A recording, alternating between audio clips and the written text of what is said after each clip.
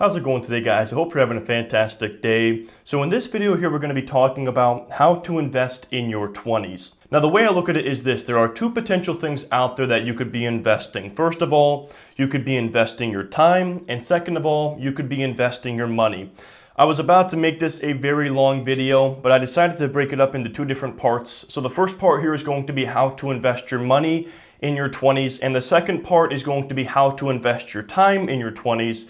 And so if you guys are watching this video today, I'll be uploading that video tomorrow or the next day, but if you're watching this down the road, I will link that video up in the description and also at the end of this video.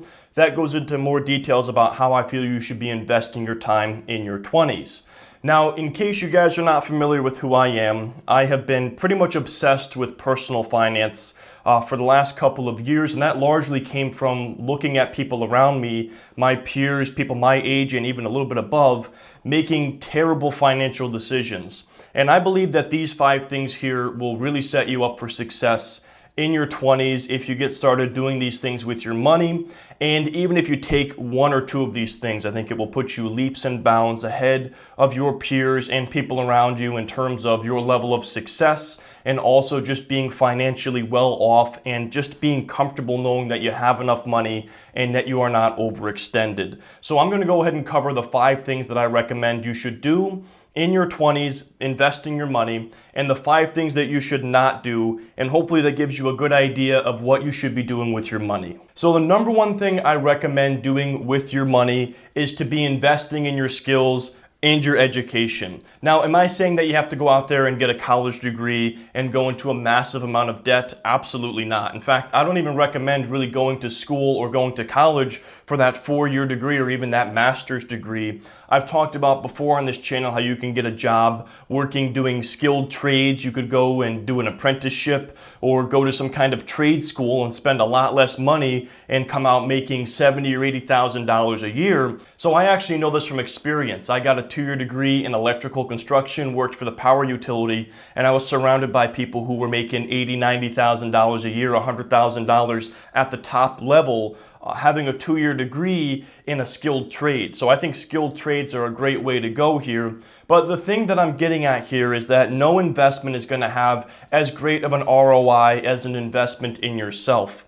And what I want to do to compare this here is, let's say that you have a high school degree and you're able to make $35,000 per year, but if you invested 2 years of your time and invested some money into learning a skilled trade, or maybe even less time, you could make double that. You could make $70,000 per year. And I don't care if you invested in Bitcoin early on or if you were investing in some stock that had just gone public, you're not going to get as great of a return as you will as doing 30 to 40 years working a job, making $70,000 versus $35,000 a year. So the very first thing you should be doing with your money, invest in your skills, invest in your education, and make the highest salary that you can. That's going to allow you to divert more of that money, your positive cash flow, into your investing account or towards the down payment of your house. The very first thing you need to do is have as much income coming in as possible, and the easiest way to do that is to maximize your level of skills and invest in your own education.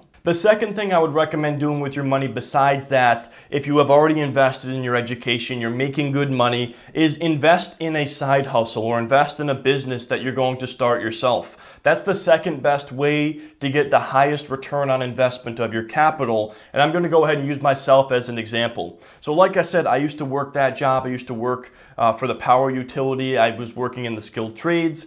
And I had this idea of starting this YouTube channel on the side of doing this, entrepreneurship, personal finance, stock market related channel. And I did have some costs incurred with that. I spent about $1,000 on a high quality camera, on some lighting, on a whiteboard, and my older videos were a lot lower in terms of quality and the production value. But I spent $1,000 to get up and rolling, and from that YouTube channel alone in 2017, I made over $100,000. So the ROI on that $1,000 investment was like 100 times ROI. I made 100 times my investment in 1 year on the equipment involved in starting my YouTube channel. Now, yes, I put a massive amount of time into that. I put hundreds, if not thousands of hours into my YouTube channel last year. but that investment of my capital was a very good investment because I had such a great ROI on that investment in my side hustle. So that's the second place I'd recommend putting your money. If you have extra time, you want to have a side business, a side hustle, invest some money in a side hustle. Maybe you want to start an online store, maybe you want to start a blog, and you're going to have to pay some money to have a website or to have a computer to do all of this. That's where you're going to see the second best ROI, is by investing in a side hustle or investing in your own business. The third thing I would do with your money, assuming that you are employed, is be investing in some kind of retirement account. Now, this is very simple to understand here what you should be doing with your money. First of all, assuming that you are employed and you have an employee-sponsored 401k, you should be maximizing your contributions up until the level that your employer will match. So let's say, for example, your employer would match 50% up to 3%, meaning if you contribute 6% of your pre-tax income to a 401k, they'll give you another 3% for free. That is what you should be doing. If you are not taking advantage of that matching that your employer does, you are literally throwing money out the window. So the very first thing you do is you maximize your contributions up until what your employer will allow you to do. After you do that, you're going to want to maximize your contributions to a Roth IRA. And for most people, that's $5,500 per year. That is money that can grow tax-free, and it's going to keep you tax sheltered with those investments. And any surplus beyond that, that's what you're going to divert to your brokerage account, where you're going to be picking your own investments, maybe put it in some ETFs, maybe you want to invest in some individual stocks as well. But that is the basic sequence of events here of what you should be investing in and what order you do it. You maximize your contributions to the 401k up until what your employer will match. Then you put your maximum contributions into your Roth IRA, and then you put the rest into your individual brokerage account, and that alone is going to set you up to be a multimillionaire by the time you reach retirement age. Now, the fourth way that you should invest your money in your 20s is by buying a 2-family piece of real estate. Now, if you're ambitious and you want to buy a 3-family or a 4-family, that's a great option as well if you want to have multiple units of real estate providing cash flow for you. But at the bare minimum, I would recommend that every young person buys at least a 2-family piece of real estate.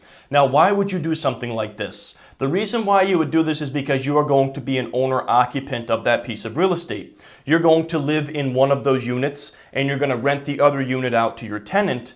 And in the process, you're going to drastically reduce your housing expenses by having the amount they're paying you in rent offset your mortgage. So let's go ahead and go over an example of this here. Let's say you have a 2-family piece of real estate that you purchased, and between your mortgage and your escrowed taxes, you're paying $1,500 a month for this piece of real estate. Now, maybe you could get a single-family house and only be paying $1,200, but you're paying $1,500 for a 2-family.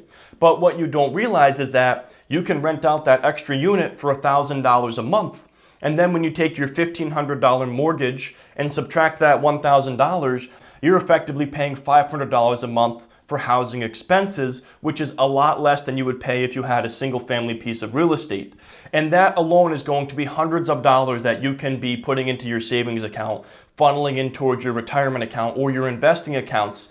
And that alone is going to give you so much more positive cash flow and so much extra cash surplus than your peers who are going to go out and buy a single family home. So that is the fourth recommendation I have for you. Buy a 2-family piece of real estate, be an owner-occupant, and supplement your income by having that rental income and lowering your housing costs. And then the fifth and final way I would invest your money, if you've done all of these things already, and this you might even want to do before you funnel money into your retirement accounts, is to reach the $0 line. Now, a lot of us are fortunate enough that we're already above the $0 line, and that simply means that you have more money than you have debt, or you have $0 in debt and you have money in the bank, or you have assets. And this right here is an unbelievable statistic that I want to share with you. But if you owe nothing to anybody, if you have $0 in debt and $10 in your pocket, you are richer than 15% of the American households out there. So what that means is that 15% of American households own less than nothing. They have no money and they owe money to other people. They have a negative net worth. And if you have a $10 net worth of having $0 in debt and $10 in your pocket, you're better off than 15% of households out there.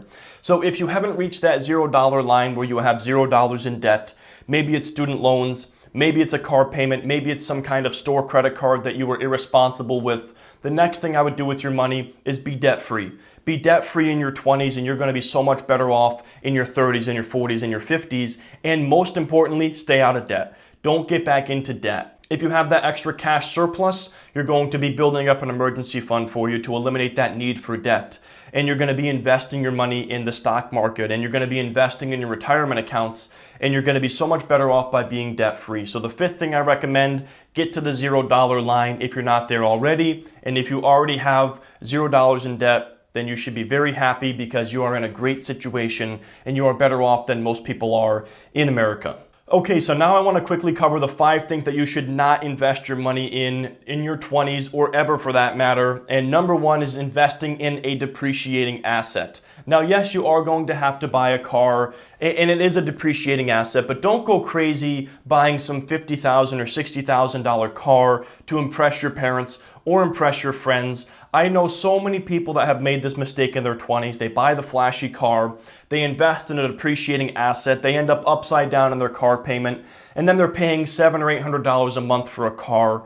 Don't do it. It is one of the biggest mistakes you can make in your 20s with your money. Second of all, do not invest in a college education simply to impress your friends or your family. There's expectations set out there. I certainly had those for me as well. A lot of my family members wanted me to go out there and get that 4-year college degree and to go to some Ivy League school, and I didn't want to do that. That wasn't going to be my life. I wasn't going to go into massive amounts of debt to impress my family. I would not recommend doing this with your money either. Do not invest your money in a college education unless you plan on actually using it. Third of all, do not be investing in high-risk avenues like some kind of obscure cryptocurrency or some kind of penny stock.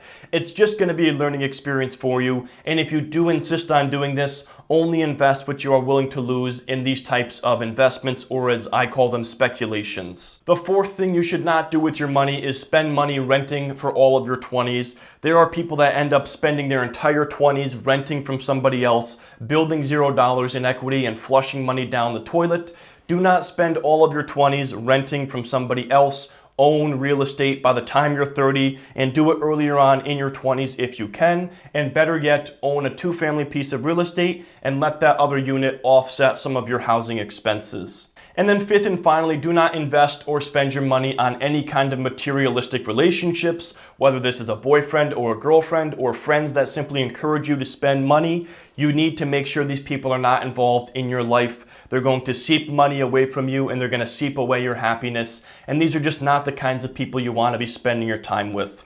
But anyways, guys, that's going to wrap up this video. Thank you so much for watching. Make sure you check out the follow-up video I'm going to do on how to invest your time in your 20s. But thank you guys so much for watching, and I will see you in the next video. If you are interested in learning more about investing in the stock market, I've created a free course just for you. The link is in the description below. Here are a few other videos you might enjoy as well.